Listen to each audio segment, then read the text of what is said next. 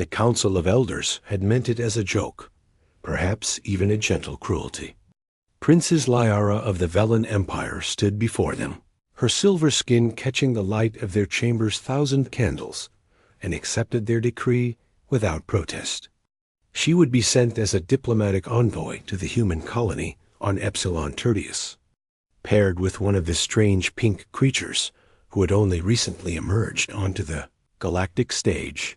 The Velens were an ancient race, their empire spanning 24 star systems, their lifespans measured in centuries. Lyara herself had seen 147 solar cycles, yet remained young by her people's standards. But she carried a secret shame known to all. Her body could not bear children. The royal physicians had confirmed it decades ago. Some genetic anomaly, a twist in her cellular structure that made conception impossible. Her people pitied her. The council tolerated her. And now they disposed of her with bureaucratic efficiency, sending her to work with the humans, those bizarre short-lived creatures, who had somehow developed faster than light, traveled despite having barely left their cradle world. Human assigned to her was named Marcus Webb. He arrived at the Velen embassy on Epsilon Tertius, wearing the informal uniform of the Terran diplomatic corps, a simple gray suit that looked uncomfortable and impractical.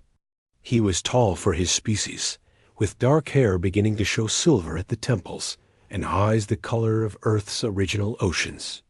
"Your Highness," he said, bowing with uncertain protocol, "I look forward to working with you." Lyara studied him with the detached interest she had cultivated over decades. Humans lived such brief lives, barely 70 or 80 years if they were fortunate. This one appeared to be approaching his middle years, perhaps 40 cycles around his homeworld sun.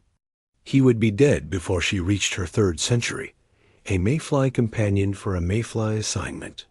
"You may call me Lyara," she said. "We will be working closely for the next standard year."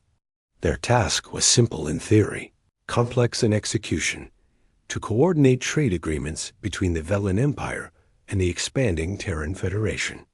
Humans wanted Velen medical technology and gravitational manipulation systems. Velens wanted human, computational devices and their peculiar talent for rapid innovation. The work brought them together daily. Marcus proved surprisingly competent despite his species' youth on the galactic stage. He understood nuance, could read between the lines of Velen formal speech, and possessed a dry sense of humor that occasionally surprised a laugh from Lyra's carefully controlled expressions. "Your people live so long," Marcus said one evening as they reviewed contracts in the embassy's garden. "What's that like? Watching centuries pass?" Lyara considered the question, surprised by its directness. Most species tiptoed around the vast gulf between their lifespans and hers. "Lonely," she admitted. "Everyone becomes a memory, eventually. Even those of my own kind." Marcus nodded slowly. "We humans have a saying, life is not measured in years, but in moments. Maybe that's our advantage. We know our time is short, so we try to make each moment count." "A philosophy born of necessity," Lyara observed. "Perhaps, but no less valid for it." Months passed. The initial awkwardness between them faded into comfortable partnership. Then something neither had anticipated: friendship. Marcus made Lyara laugh with stories of human absurdity and Terran politics. She taught him the intricate layers of Velen culture, the unspoken rules that governed her civilization. He never asked about her infertility, though surely he had been briefed. The humans were thorough in such matters. Yet he treated her without pity, without the careful distance her own people maintained. To Marcus Webb, she was simply Lyara. Not the defective princess, not the genetic failure, not the cautionary tale whispered in royal corridors. One night, during a celebration of the trade agreement's preliminary success, Marcus found Lyara alone on a balcony overlooking the colony's lights. "Hiding from your own party?" he asked. "Observing," she corrected. Your people celebrate with such vigor. It's fascinating. We know how to live, Marcus said, then paused. Sorry, that sounded presumptuous. No, Lyra said softly. I think you might be right. Something shifted between them in that moment.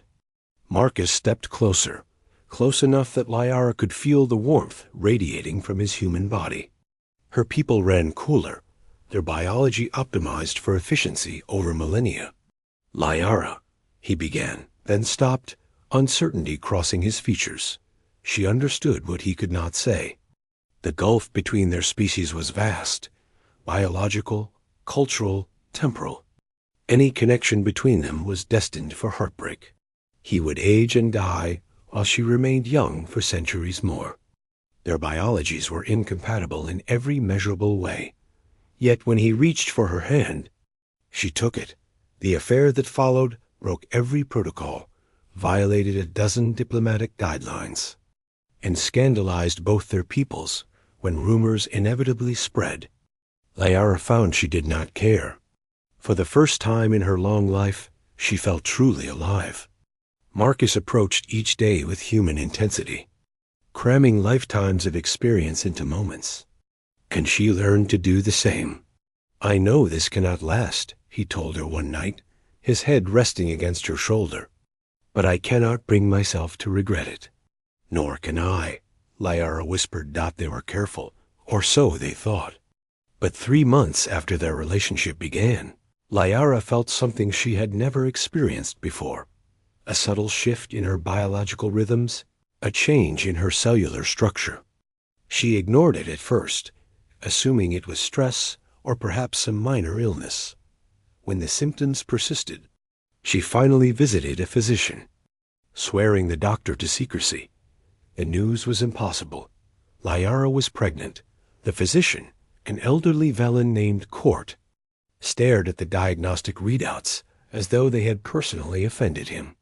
This should not be possible, he said flatly. Your genetic markers have not changed. The anomaly that prevents conception is still present. Yet here we are, Lyra said, her voice remarkably steady despite the chaos in her thoughts. The father, Court said carefully. He is human? Lyra nodded. The physician's expression shifted through several emotions before settling on scientific fascination. There is something about human genetic material. It is aggressive, adaptable, almost viral in its ability to propagate. Their DNA includes redundant repair mechanisms, multiple pathway options. Where your genetic structure said no, has apparently found a way to say yes. Is the child viable? According to these readings, extraordinarily so. The human genetic contribution appears to have corrected your cellular anomaly. The pregnancy is progressing normally, perhaps even optimally. Lyra placed a hand over her abdomen, where a cluster of cells was becoming something neither fully Velen nor fully human, but somehow both. She told Marcus that evening. He went very still, his face cycling through shock, wonder, and fear in rapid succession. Is that safe for you? He asked finally. Carrying a hybrid child? Court believed so. The human stubbornness apparently extends to the genetic level. Marcus laughed, a slightly hysterical sound. We're going to be parents. If you wish to be involved, Lyra said carefully, I will not demand it. Our people's... Stop, Marcus interrupted. I love you. I love this child already. Whatever comes next, we face it together. The pregnancy could not be hidden for long. When news reached the Velen Council, their response was swift and predictable. Scandal, outrage, demands for Lyra's return, and Marcus's dismissal.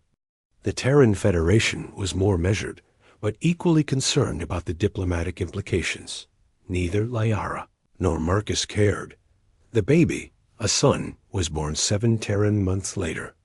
He had his mother's silver-tinted skin and his father's ocean-colored eyes. The physicians who examined him declared him healthy, robust, even with genetic markers suggesting he had inherited the best qualities of both species. Velen longevity and resilience, combined with human adaptability and vigor. Lyara named him Eric, a human name that Marcus's mother had borne. The Council of Elders demanded Lyara present herself before them upon her return to Velen Prime. She made the journey with Eric cradled in her arms and Marcus at her side. No longer her diplomatic partner, but her chosen mate. The council chamber was exactly as she remembered. Vast, cold, illuminated by those 1,000 eternal candles. The elders sat in judgment, their expressions ranging from disapproval to fascination. "You were sent away as a burden," the chief elder said. "Infertile, useless to the continuation of our bloodline. You have returned with a hybrid child, product of an impossible union. Explain yourself, princess." Lyara stood tall, her son against her chest. "You declared me broken. You sent me away as a joke, paired me with a human as punishment or entertainment. But the humans taught me something our ancient wisdom had forgotten." "And what is that?" the elder asked, voice dripping with condescension. "That life finds a way," Lyara said. "That stubbornness and hope and sheer determination can overcome biology and probability. That sometimes what we consider weakness is merely potential waiting for the right catalyst." She held Eric higher. "This child represents a bridge between our peoples. He carries Velen heritage forward while embracing human innovation. He is proof that the impossible is merely the improbable waiting to happen." The council chamber fell silent. The elders looked at the baby, at Marcus, at Lyara herself, and for perhaps the first time in centuries, they had no prepared response. Humanity for the